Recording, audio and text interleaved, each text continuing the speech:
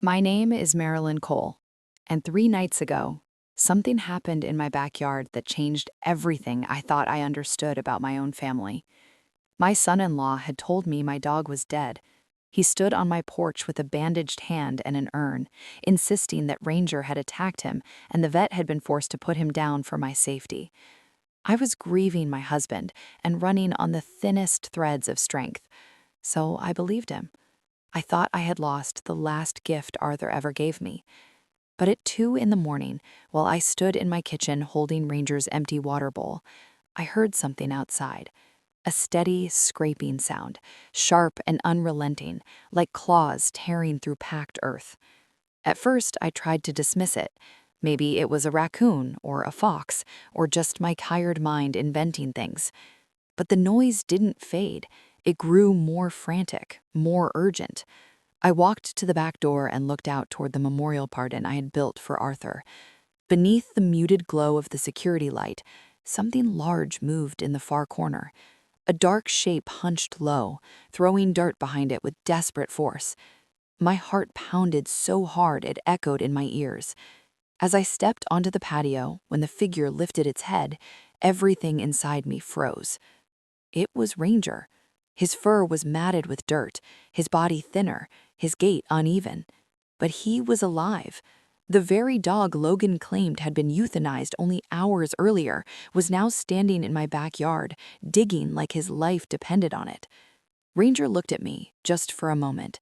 In that look, I saw exhaustion, pain, and a determination I could not understand. Then he turned back to the ground and kept digging. I walked toward him, my legs weak, and knelt beside him. The soil was cool beneath my hands as I pushed it aside. We dug together, both panting, both filthy, until my fingers hit something hard. Metal, buried deep.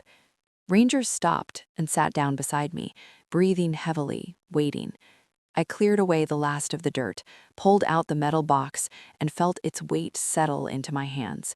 And when I opened it, I understood why Ranger had fought his way back to me and why my son-in-law had lied about killing him. Before that night, I never imagined my life could twist into something that felt more like a case file than a memory. Losing Arthur had already taken most of the fight out of me. For 40 years, he had been the steady place I returned to no matter what storms came our way. We met young in our first semester of law school, both of us convinced we would change the world. What we ended up changing was each other. We built a small practice in Asheville, worked long hours, raised our daughter, Jenna, and tried our best to create a life built on honesty and respect. When Arthur got sick, everything slowed down at once. Pancreatic cancer does not give you time to bargain or catch your breath. He went from a strong man with sharp eyes and quick wit to someone fading a little more each day. I stayed by his side through every appointment, every scan, every late-night whisper where he told me not to worry about him. He wanted to die at home, and I honored that. He took his last breath with my hand wrapped around his. The funeral was quiet, simple, exactly what he asked for. I stood near the front of the church, greeting friends and colleagues. Their voices were gentle, their eyes full of sympathy. Jenna slipped into a back pew halfway through the service. She looked smaller than I remembered, 2 thin sleeves covering her arms despite the summer heat. Her husband, Logan, sat close beside her, one hand resting on her knee. It should have looked protective. Instead, something about it made my stomach tighten. After the service, people filed into the parish hall for coffee and sandwiches. I stood near the door because I did not know where else to stand. That was when I saw Sam Riker weaving through the crowd, his expression serious. Sam had been Arthur's friend since they were boys, the kind of friend who never left when life got hard. He was a retired police officer now, still broad-shouldered, still sharp-eyed. He asked me to step outside with him in the parking lot under the harsh June sun. He told me that Arthur had asked him to deliver something to me when the time was right.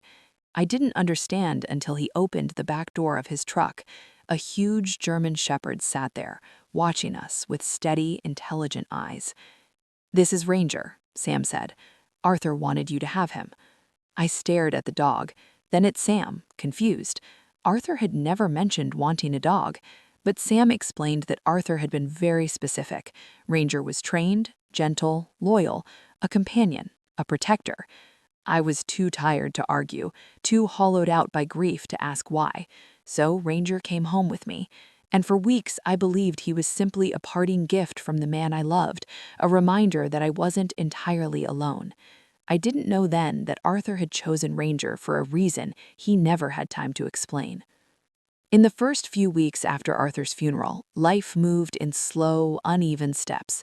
I tried to find a routine, but the house felt too quiet, too big, too full of memories I wasn't ready to touch. Ranger was the only thing that made the days feel grounded. He stayed close, always watching, always alert, as if he understood I was trying to hold myself together one breath at a time. Then Logan began showing up more often. At first, it seemed thoughtful. He brought groceries, carried them into the kitchen, and asked if I needed help with anything around the house. He still called me Mom, the way he always had since Mary and Jenna, but now the word felt heavier, almost forced. He kept glancing at Ranger as though the dog were a threat instead of a companion. One afternoon, he arrived with a long roll of papers tucked under his arm. He unrolled them across my patio table, revealing a detailed sketch of a memorial garden, raised beds for flowers, a stone pathway, a bench with Arthur's name. He said he wanted to build it in Arthur's honor, a way to keep his memory alive. It was an unexpectedly kind gesture, and the plans were beautiful. I agreed without hesitation. The next Monday, Logan showed up with lumber, soil, and tools. He worked long hours in the backyard, digging deep trenches and setting large boards into place. Sometimes he brought a second man with him, someone he never bothered to introduce. I watched from the kitchen window while Ranger paced inside, ears forward, tail rigid. Whenever Logan came near the house, Ranger would growl low in his throat. By the second week, Logan had started making requests. The biggest one was that I keep Ranger inside when he was working. He said the dog made him nervous, that he couldn't focus with Ranger staring. I relented, but Ranger would sit at the back door for hours, eyes locked on Logan as if studying every move he made. When Jenna visited during the third week, I noticed the changes I'd tried hard not to see. She was thinner, quieter, wearing long sleeves despite the heat. She smiled when she saw me, but the smile didn't reach her eyes. When Logan walked over and put his hand on her shoulder, she flinched. Just a small movement, but enough to make my heart drop. I tried to ask her if she was all right. She brushed it off, said she was tired from work, stressed, nothing unusual. But her voice trembled, and she kept glancing at Logan like she was waiting for his approval to speak. Near the end of the month, the memorial garden was finished. It was stunning. Warm wood, fresh soil, blooming roses, a bench with Arthur's name. Logan looked proud as he stood beside it. But Ranger went straight to the far corner of the memorial garden and began digging, pawing frantically at the new soil. Logan's expression shifted. For the first time, fear flickered across his face. And that was when everything truly began. At first, I thought Ranger was simply confused by the new garden. Dogs dig, dogs explore, dogs follow their instincts even when we wish they wouldn't. But this was different. Every time I let him outside, he went straight to the same spot in the memorial garden, nose pressed against the soil, muscles tense. He didn't wander, he didn't play, he didn't even look around, he just dug. I tried to stop him. I called his name, tugged at his collar, scolded him gently, but Ranger kept returning to that spot with a persistence that bordered on desperation. Within days, he had created a small crater. When Logan visited and saw the hole, he froze, staring at the ground as though something in it might leap out. "What is he doing?" he asked, voice strained. "I don't know," I said. "He's fixated on that spot." "Make him stop," Logan snapped. "That dog is out of control. You can't manage a dog like that at your age." The words stung, but I brushed them off. "He's just a dog following his instincts. I'll replant the roses." Logan's jaw tightened. He crouched near the disturbed soil, brushing his hand over it in a way that looked more like checking than inspecting. When he stood up, his face had gone pale. "That dog needs to go," he said, seriously. "No," I told him firmly. "Arthur wanted me to have him." Logan didn't argue, but the way he looked at Ranger before leaving made a cold line of fear run down my spine. About a week later, on a Thursday, I spent most of the day at my friend Linda's house, a tradition Arthur and I had kept for years. Logan knew that. When I returned home late afternoon, his truck was already in my driveway. He sat on my front steps, shoulders hunched, eyes down. When he lifted his head, I saw the bandages, white gauze wrapped around his left hand, a faint stain of dried blood seeping through. "Logan," I said, stepping out of my car. "What happened?" He stood slowly. "It's Ranger. He attacked me." The words felt unreal. Ranger, who had never snapped at anyone, not even strangers. Ranger, who let children tug on his ears without complaint. I shook my head. No, that doesn't make sense. He did, Logan insisted, lifting his wrapped hand. I came by to check the garden, and he lunged at me. I had to get stitches. I looked past him toward the window, where Ranger usually waited for me. The spot was empty. "Where is he?" I asked, dread creeping in. Logan wouldn't meet my eyes. I took him to the vet. The doctor said, "A dog that unpredictable is a danger to you. He could kill someone." I signed the papers. They put him down. The world tilted. My bag slipped from my shoulder. "You did what?" "I protected you," he said, as if expecting gratitude. "You're grieving, Marilyn. You weren't thinking clearly. Someone had to make the hard decision." He walked to his truck and returned with a small metal urn. He placed it gently on the railing beside me, like offering a gift. "These are his ashes," he said softly. I couldn't move, couldn't speak, couldn't breathe. Ranger was gone, just like that. Logan placed a hand on my arm. "One day, you'll understand I did the right thing." But even as he said it, something wasn't right. His eyes darted toward the backyard, his shoulders tense, his jaw clenched. Logan wasn't grieving a dangerous dog. He was terrified of what Ranger had been trying to uncover. I barely slept the night Logan handed me that urn. I kept expecting to hear Ranger's paws clicking across the floor, or feel the weight of him settling near my feet the way he always did when the house grew quiet. But the silence was heavy and sharp, like something slicing into the dark. I walked through the rooms, touching the places he used to rest, trying to make sense of a story that felt wrong from the moment it left Logan's mouth. The second night was worse. I sat on the bench in the memorial garden, staring at the soil Ranger had been so desperate to reach. Logan had smoothed it over, packed it tightly, and replaced the disturbed rose bushes. But even then, something felt off, something buried, something Ranger had sensed long before any of us did. Around 2 in the morning, I wandered into the kitchen to pour a glass of water. That's when I heard it again. Scratching, digging, a frantic rhythm that struck the air like a heartbeat. I froze. The sound wasn't coming from the woods or the fence line. It was coming from the garden. I moved to the back door, flipped on the porch light, and stepped outside. My breath caught in my throat. A large, dark figure was hunched over the far corner of the memorial garden, dirt flying behind it in desperate bursts. No, it couldn't be Ranger. My voice barely rose above a whisper. The dog stopped, lifted his head, and in the golden wash of the security light, I saw him. Mud-caked fur, trembling legs, raw paws, but unmistakably him. Ranger, alive, breathing, fighting. He wagged his tail just once before turning back to dig. I ran across the yard, dropped my knees beside him, and touched him to make sure he was real. Warm, panting, exhausted, alive. The urn, the story, all lies. "Good boy," I whispered, my eyes stinging. I'm here. Ranger didn't stop. He kept scraping the earth with fierce determination, though every movement seemed to cost him strength he didn't have. I pushed my hands into the soil beside him. Together, we tore through the packed dirt until my fingers hit something hard, metal. My breath faltered as I cleared the soil away, revealing a heavy military green box. Ranger let out a low whine and collapsed into a sit, watching me intently with weary eyes. With shaking hands, I unlatched the box and opened the lid. Inside were 6 vacuum-sealed packages, white powder pressed tightly behind clear plastic. I wasn't an expert, but I knew exactly what it was.